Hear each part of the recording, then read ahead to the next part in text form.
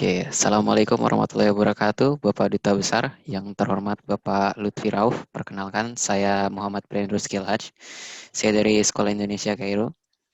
Mohon izin kepada Bapak untuk mewawancara dalam rangka kegiatan Sapa Ramadan Sekolah Indonesia Kairo. Apakah Bapak berkenan? Insya Allah berkenan dengan senang hati. Baik, bagaimana kabarnya Bapak? Alhamdulillah sehat walafiat. Semoga anak-anak sekalian juga demikian, orang tua di rumah juga demikian. Semuanya berjalan baik tanpa kekurangan apapun dan tetap beraktivitas seperti biasa.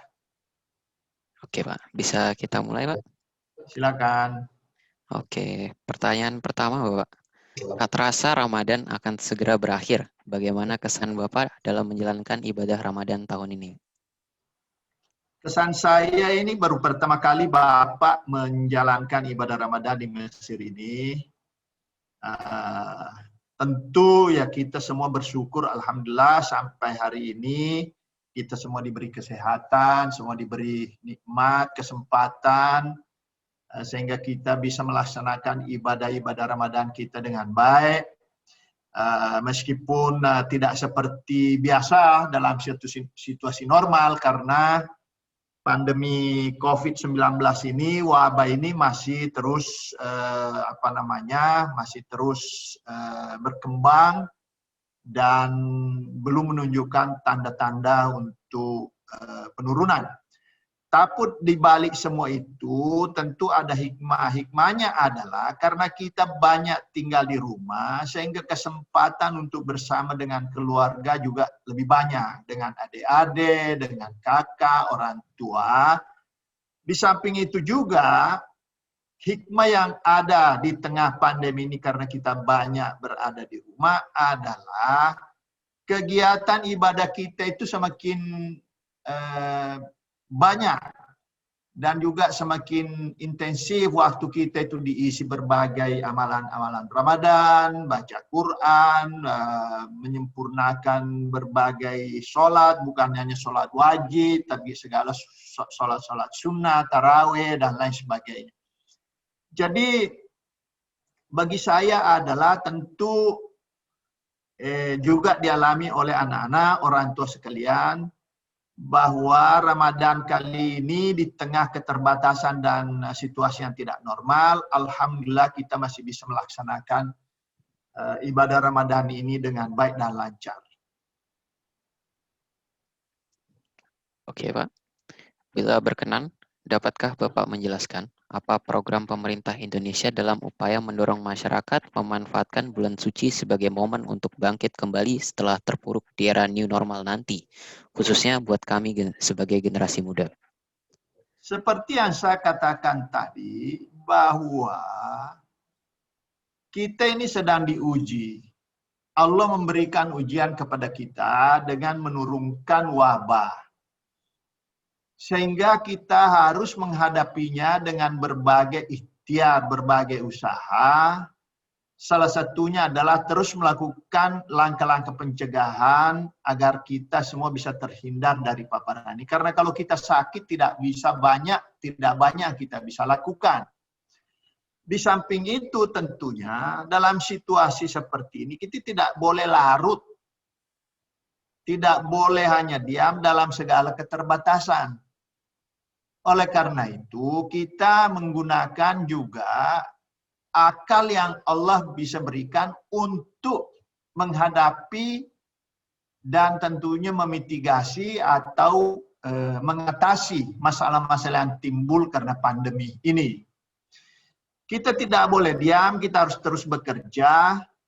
Nah, salah satu bentuk dari ikhtiar kita itu dalam kondisi menghadapi pandemi ini adalah terus memanfaatkan kesempatan untuk belajar, untuk meningkatkan kapasitas, untuk menambah pengetahuan.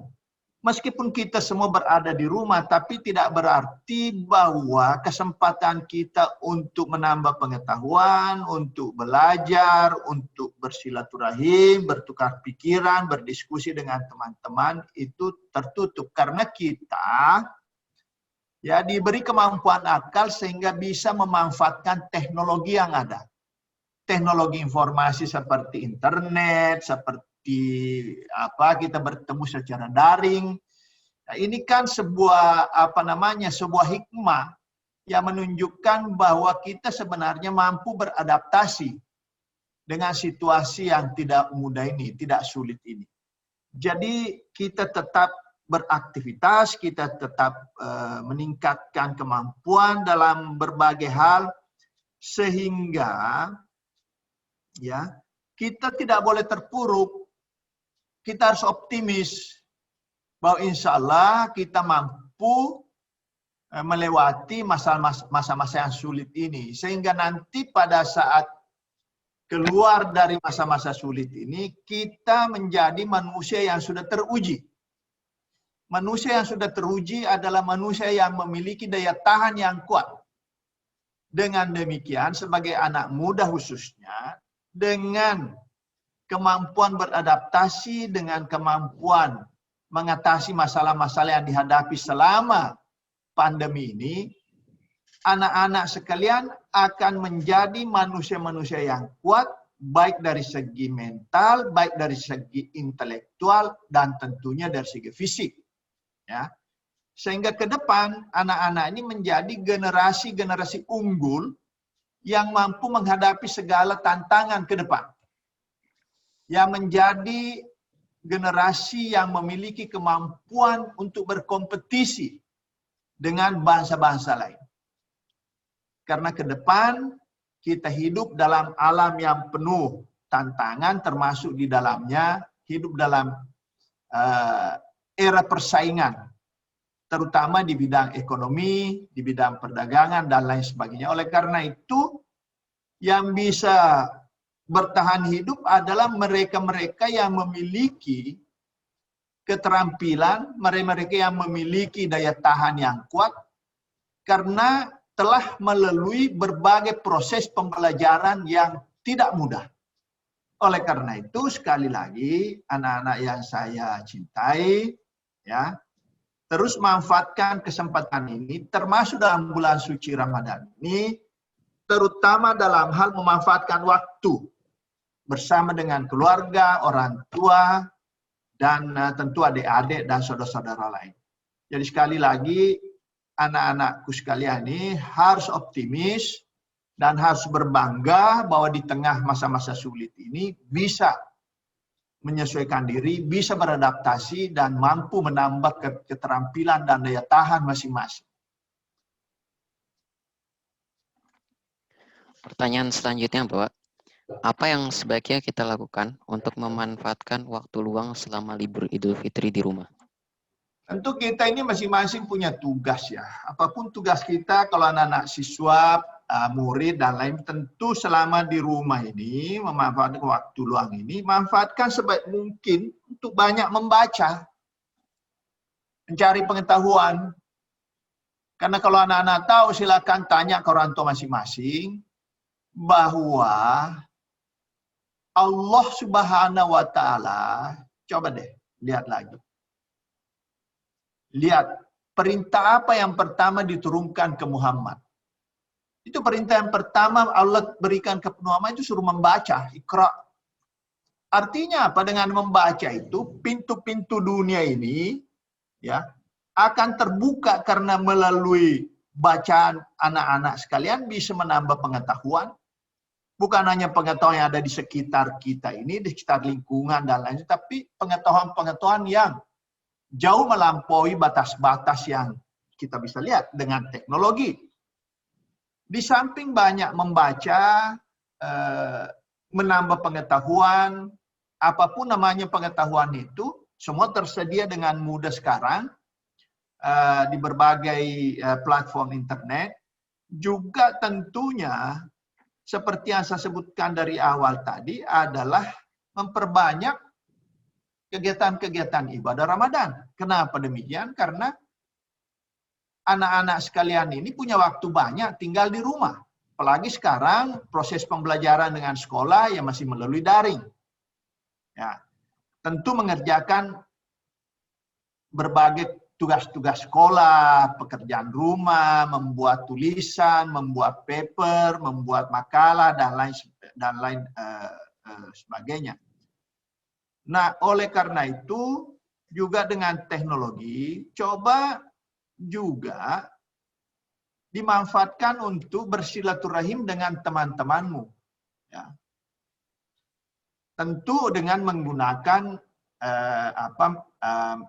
teknologi media ini, tapi perlu diingat, jangan menggunakan media ini, media sosmed ini untuk hal-hal yang justru merugikan, yang membawa mudarat lebih besar daripada manfaat. Selain itu, ya, apa yang perlu dilakukan dalam memanfaatkan waktu selama bulan suci Ramadan dan selama Idul Fitri ini, ya, adalah tetap membantu orang tua di rumah. Bersih-bersih, bantu bersih cuci piring, bersih-bersih kamar mandi, tempat tidur sendiri. Karena dengan kebiasaan membantu orang tua itu juga menjadi pengalaman tersendiri. Ya, jadi tidak semua harus diserahkan ke orang tua sampai urusan kecil, membersihkan tempat tidur sendiri, terus mencuci piring. Bapak ini dari kecil sudah terbiasa untuk mengerjakan pekerjaan saya sendiri. Bahkan usia 9 tahun kelas 3 SD, Bapak ini sudah bisa masak. Sudah bisa membersihkan ikan sendiri, sudah bisa dulu di kampung itu karena belum ada mesin pengolah gabah, ya. Bapak ini bisa menumbuk padi sendiri, membantu orang tua, mengembala kambing membantu orang tua. Ya, terutama pada masa-masa libur. Demikian juga anak-anak sekalian di sini, meskipun tetap di rumah, tapi banyak pekerjaan-pekerjaan rumah yang bisa dikerjakan, termasuk membantu adik-adiknya, kalau punya adik, membantu orang tua, dan lain sebagainya. Karena mau libur kemana juga agak sulit karena banyak pembatasan. Kita tidak bisa kemana-mana sebagaimana pada saat normal. Sehingga yang manfaatkan waktu di rumah musim libur ini untuk bersama-sama dengan keluarga.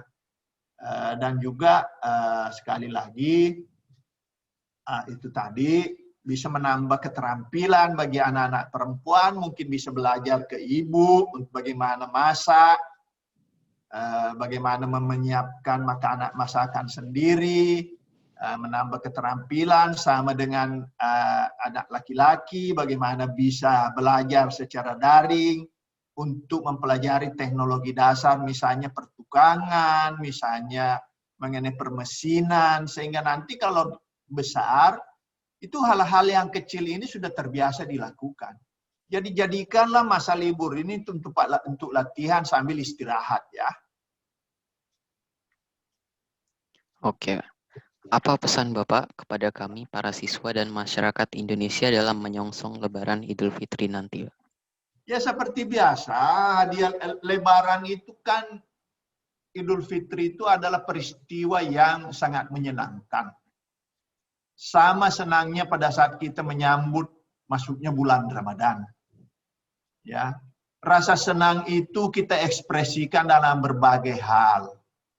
Kita nyatakan dalam berbagai cara sesuai dengan tradisi kita masing-masing, ya.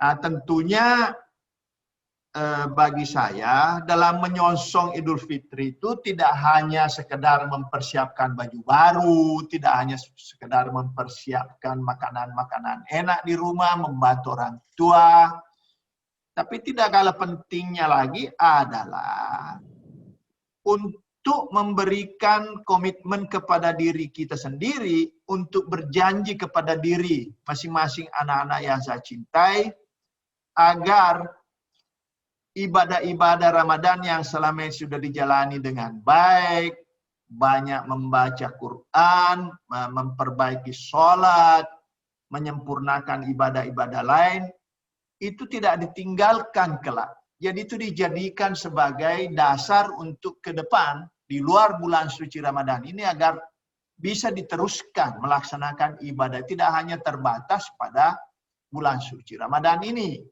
Tentu pada saat menyongsong bulan suci Ramadan, ya selain kembali berjanji kepada diri kita sendiri bahwa akan terus melaksanakan ibadah-ibadah yang kita lakukan selama bulan Ramadan di luar dari bulan suci Ramadan, dan juga membantu orang tua tidak hanya sebatas pada mempersiapkan Lebaran Idul Fitri, sama-sama belajar di dapur, bikin kue, bikin masakan, tapi nanti ke depan itu bisa diteruskan karena proses belajar dan pembelajaran itu tidak ada hentinya, karena ada kata bijak orang tua kita dahulu bahwa belajar mengajar itu, proses belajar itu mulai dari masa di ayunan sampai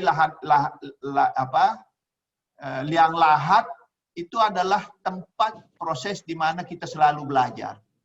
Oleh karena itu, anak-anakku sekalian, jangan lupa itu. Selalu belajar, belajar, dan belajar. Bukan hanya ilmu, pengetahuan, teknologi, dan lain, tapi juga belajar mengenai ilmu agama yang berisi nilai-nilai akhlakul karimah, berisi nilai-nilai keluhuran, kejujuran, dan lain sebagainya, sehingga anak-anakku sekalian kelak akan menjadi manusia yang utuh. Tidak hanya pandai secara intelektual, tapi kaya dalam hal masalah spiritual dan keagamaan. Sehingga pemimpin-pemimpin yang memiliki kualifikasi seperti ini, insya Allah akan memimpin negara ini yang nanti berujung kepada ba'datun tayyibu warabun ghafur. Ya. Negara kita ini butuh pemimpin seperti itu. Dan anak-anakku sekalian adalah calon pemimpin masa depan.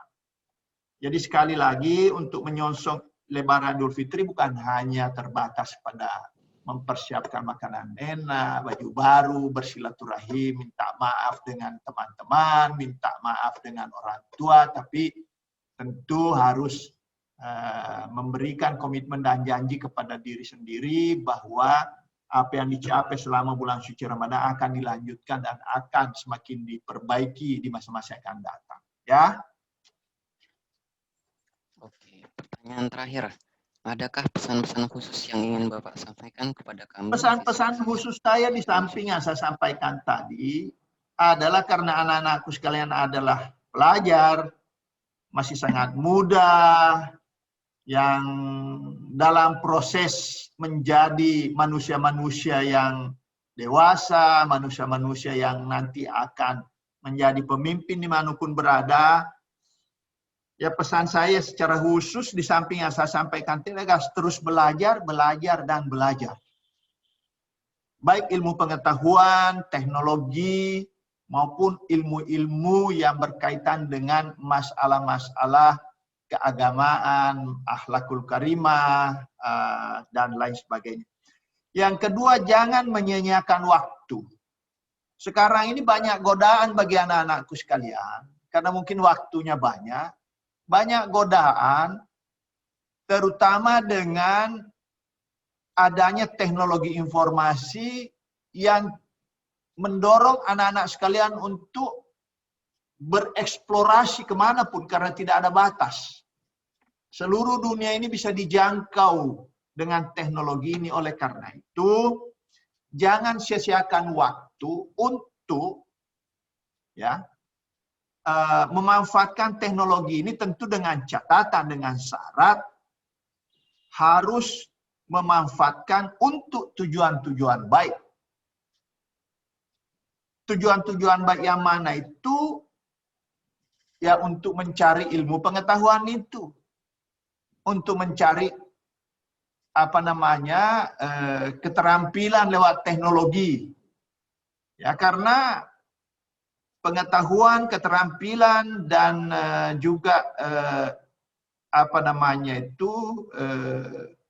peningkatan kemampuan diri masing-masing murid itu tidak ditentukan semata-mata dari pendidikan formal, bertemu dengan guru di sekolah, dan lain-lain. Itu hanya sebagian dari itu. Oleh karena itu, manfaatkan waktu untuk menggunakan teknologi ini, meningkatkan ilmu pengetahuan, menambah ilmu pengetahuan, memperdalam ilmu budi pekerti, dan lain sebagainya. Dan jangan banyak buang waktu untuk bermedsos yang tidak ada gunanya. Kalau anak-anak tidak bisa mengendalikan diri, tidak bisa menjaga diri, bisa-bisa medsos ini jadi racun. Dan sudah banyak kasus sekarang, secara psikologis dan ilmu kejiwaan, itu ternyata banyak dampak negatif dari medsos ini yang ya digunakan secara berlebihan. Oleh karena itu kurangi bermedsos ini yang tidak ada manfaatnya. Karena di sana itu tidak sedikit juga pengetahuan-pengetahuan atau informasi yang menyesatkan. Informasi-informasi yang merugikan. Informasi-informasi yang bisa mengiring anak-anak sekalian, murid-murid sekalian ke arah yang kehancuran. Tentu kita tidak mau memilih itu. Dan jangan lupa selalu bertanya kepada orang tua. Jangan misalnya orang tua diam-diam, terus anak-anakku sekalian diam-diam juga di kamar sambil seenaknya browsing atau kemana-mana menggunakan medsos ini yang tidak jelas tujuannya dan manfaatnya. Ya. Sekali lagi, satu, manfaatkan kesempatan ini untuk juga meningkatkan atau memperkuat ukhuwah, persahabatan. Bukan justru dengan menggunakan atau melalui teknologi ini, medsos ini justru menimbulkan kebencian, justru menimbulkan perbedaan-perbedaan yang tidak perlu, atau konflik yang tidak perlu, atau mungkin barangkali yang membawa kepada saling menjawab satu dengan yang lain. Justru sebaliknya harus memperkuat ukhuwah, harus digunakan untuk memperkuat solidaritas dan persaudaraan, untuk memperkuat persatuan kita, apalagi sama-sama berada di negeri orang. Sebagai orang Indonesia, ini sangat penting untuk memperkuat ukhuwah sesama anak bangsa yang ada di negeri orang. Itu barangkali dari saya. Sekali lagi, saya mengucapkan selamat kepada anak-anakku siswa dari Sekolah Indonesia Kairo atas inisiatif-inisiatif dan program Ramadan yang dilakukan seperti ini. Semoga program-program seperti ini bisa diteruskan di masa akan datang. Dan tidak hanya berhenti sampai di sini, tapi betul-betul bisa diwujudkan dalam kehidupan sehari-hari. Itu dari Bapak. Sekali lagi, selamat melanjutkan ibadah Ramadan dan selamat menyongsong Hari Raya Idul Fitri. Jaga kesehatan agar tetap disiplin, menerapkan protokol kesehatan dan protokol COVID, gunakan masker dengan baik, jangan lupa selalu bersihkan tangan, cuci muka, jaga jarak, dan kalau perlu hindari tempat-tempat kerumunan. Dan kalau tidak terlalu perlu, jangan bepergian kemana-mana. Ya, itu dari saya. Assalamualaikum warahmatullahi wabarakatuh. Waalaikumsalam. Baik, terima kasih Bapak sudah berkenan meluangkan waktu untuk mewawancara hari ini. Semoga ilmu yang Bapak berikan bisa bermanfaat bagi kita semua. Mohon maaf bila saya ada salah kata atau ucapan. Saya mohon izin untuk undur diri.